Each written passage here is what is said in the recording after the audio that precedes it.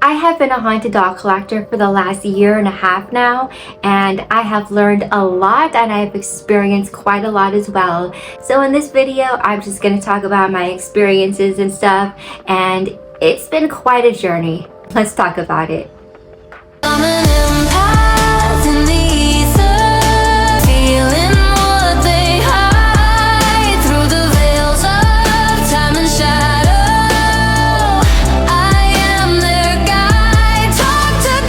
So now I am shooting this video in my car because I blame Mercury retrograde.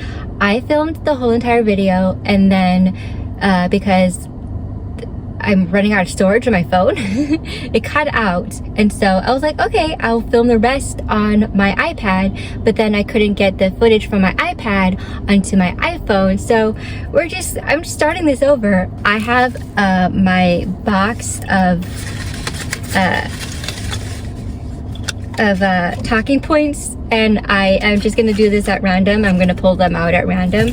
And I do have Artie, my haunted doll. He's my helper today. One of the things I've learned is that the pendulum is not really reliable. I prefer dowsing rods or just straight up using my intuition. I don't have my dowsing rods with me, but you know, I do have my pendulum. Pendulums I pretty much use for like quick yes or no questions. If I'm gonna be like, hey spirit, you wanna come with me to work, yes or no? But I don't like using the pendulum much for YouTube because I don't feel like it's accurate. Having haunted dolls for a year and a half now, it has increased my intuition so much. So now most of the time I can just ask them a question, wait like a few seconds and just like feel a yes or no from them. And so that's something that I utilize with my haunted dolls. Some spirits need more attention and interaction. Others prefer to sit back and observe. A lot like people is that some spirits, some of them want a lot more depth and connection and interaction and more quality time. And then there's other spirits who are like, you know what, I'm good, I'm just here to observe, I'm here rent-free. They like having interaction, but if they don't, that it's fine with them if they don't. In my other video that I was shooting at my house, like I was rambling so much and it was fun, but I gotta keep this short, and I want to ramble so much, right? Oh my gosh, my hair is this video is such a mess. My hair is so frizzy and messy because it is humid outside. It's really humid. When communicating via EMF, energy builds slowly and instant responses don't happen. They need time to warm up. My haunted doll here, Artie, he's one of the spirits that if you put an EMF up to him,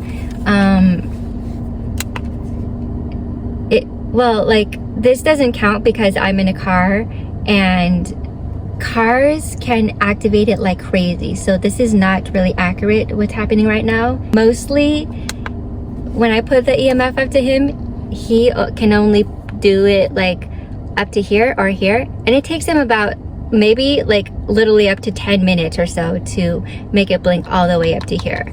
There's other spirits that I have that when I put the EMF up to them, they can immediately put it like up to the yellow part. Some just have more potent energy, and some it takes time. It takes time for them to light it up. Some spirits might not like each other. Human beings, like real people, like, you know, like this is when she was alive, she was a person, and some spirits, they might not like other spirits. And some of my spirits, like, I do not want to sit with that spirit. Do not take me to the office with that spirit. Or like, you're like, like, I don't mind that spirit, but I prefer not to be around them. So don't put me near him or something like that. They have their distinct personalities, which is, distinct personalities and energy. Some spirits are very introverted, some are ambivert, some are extrovert, and I have different chemistry with different spirits, and I talk to a spirit or interact with a spirit in a different way that I would with another spirit. Like Artie here, he passed away when he was 80-ish, and like he was born in the Victorian era and he passed away 1960-ish, and so he is an old soul, and I literally talk to him like a father figure. Whereas Catherine here, she passed away, I don't know, in the last 20 years, and she is, oh, your hair's a mess, I'm so sorry. She is like in her 30s you're in your 30s, I think she's in her 30s, and you know, she's a contemporary spirit, so I talk to her like a girlfriend, like a bestie. And sorry, this is, her sleeve is falling off, I'm sorry. There you go, let me fix that real quick. What I learned is also that different spirits have preferences for communication. The majority of my spirits, they love the interacting with the little bullet lights. And I do have cat balls, which I don't have with me right now, but I will put a picture on the screen of what a cat ball is. I do have a flashlight where you just twist it and it does like that, like a bullet light, but I rarely use it. I've seen only one of my spirits use it so far successfully, and I have a REM pod, which I don't have with me because I had to restart this whole video over.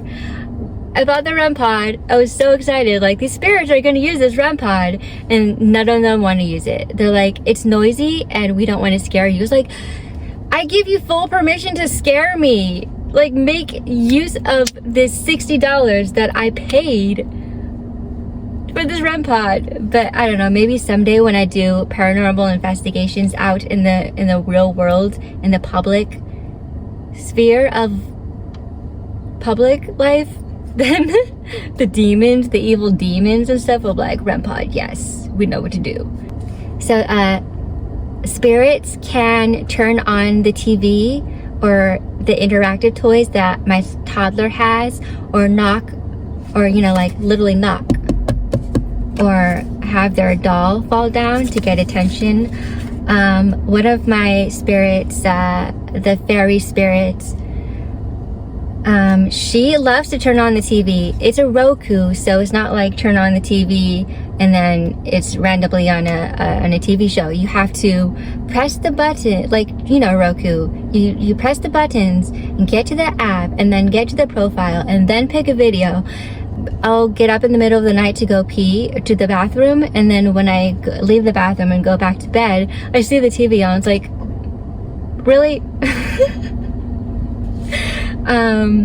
Yeah, my fairy spirit also loves to mess with my toddler's interactive toys. I have a vampire spirit, Everett, which I did a short video on. He likes to knock. He likes to knock.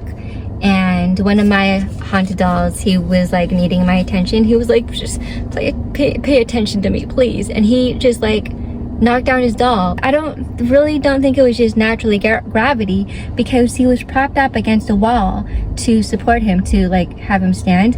Like, how do you just like it wasn't like he was on the edge or anything. He was literally up against the wall. I've seen my spirits move objects.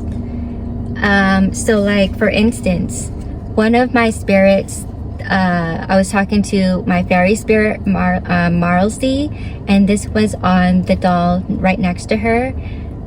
And it wasn't like the flower dropped like this. That was, you know, it's quick dropping flower.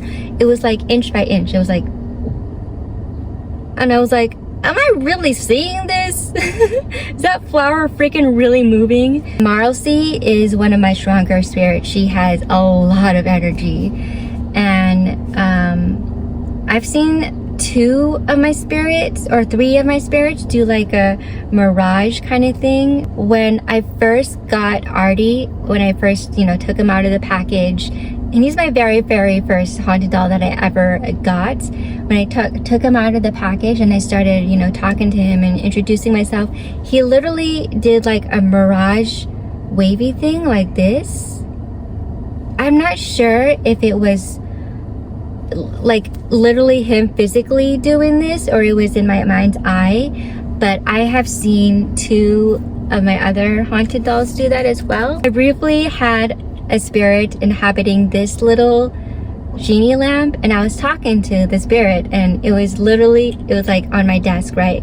And it was doing a wavy thing like that, but I didn't hear it. It wasn't like knocking around, so I really think it was in my mind's eye, but I saw it, so that was cool. Also, I'm just gonna randomly put this somewhere in my video. I got the shirts. It says I'm not for everyone. I feel like this represents me because, you know, sometimes I do get imposter syndrome. I'm like, can I call myself a paranormal investigator? I'm like, I've only been doing this for a year and a half with haunted dolls. Am I a paranormal investigator? It's a part of self-acceptance. Like, I am different. I do talk to haunted dolls.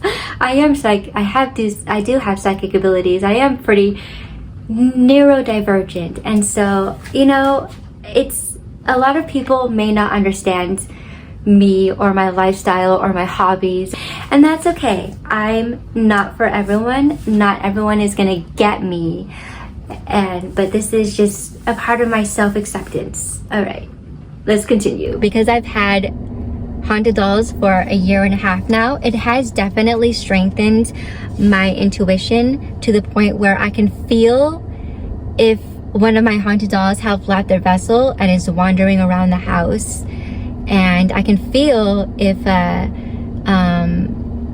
one of the haunted dolls is in the room with me. Another thing is that spirits can touch you. They can touch you. I have felt my hair being stroked and my sleeve being pulled. So I was talking to one of my spirits, and I was like having a bad day, and I was just venting, and all of a sudden I can feel like a tug on my sleeve, and it was surprising, but I wasn't scared because I have haunted dolls that are my friends, and so I was like, yeah, this is not scary at all. And then, like, I guess like 2 months back, I was sleeping. I was, you know, trying to fall asleep and everything, and all of a sudden I felt like something in my hair, and I was like, is a bug in my hair or a spider in my hair or something? So I was like, what the, get out of my hair. But like, I couldn't feel anything. So I was like, okay, whatever. I'll just try to go back to sleep, or try to fall asleep. But it started doing it again, and it was very, very subtle, and I can feel like I could feel like someone stroking my hair. It wasn't scary. It was actually pretty comforting. I was like, all right, I'm just gonna let this happen. But this is a big one. Spirits don't always cause poltergeist-like activity. Like when I first got my haunted doll, like this guy, when I first got him, I was like, oh, I'm excited about what's gonna happen. Like, is he gonna like knock on doors and knock plates out of the cupboard and slam doors and knock down chairs?